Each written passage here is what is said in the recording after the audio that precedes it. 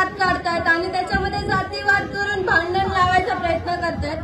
त्यांना माझी एकच विनंती आहे, ज्यांनी माझ्या वडिलांची हत्या केली आहे त्या लोकांमध्ये तुम्ही गुंड न बघता त्यांच्यामध्ये जातीवाद कशामुळे बघतायत? माझ्या वडिलांची जी क्रूरपणे हत्या केली आहे त्यांच्यावर जो अन्याय झालाय, त्यांचे जे आरोपी आहेत त्यांना कठोरात कठोर शिक्षा ही झालीच पाहिजे।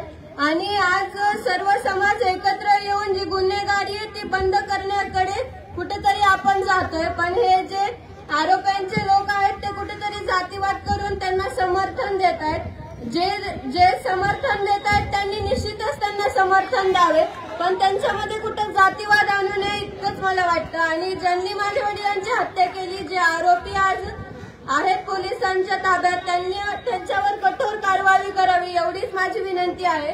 आणि जर आज जे आरोपी आहेत त्यांचं काही दुखत असेल तर त्यांना आज तुम्ही थेट आयसीयू मध्ये नेतात।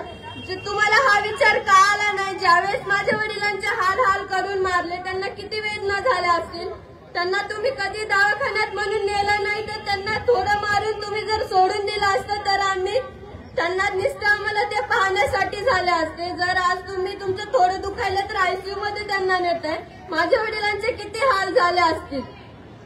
फक्त आमची एकच मागणी आहे आझाद मैदानातून की माझ्या वडिलांना लवकरात लवकर न्याय मिळवून द्या आणि जे कोणी आरोपी असतील किंवा त्यांना जे मदत करणारे असतील त्यांना यात सह आरोपी करून कठोरात कठोर शिक्षाही द्या।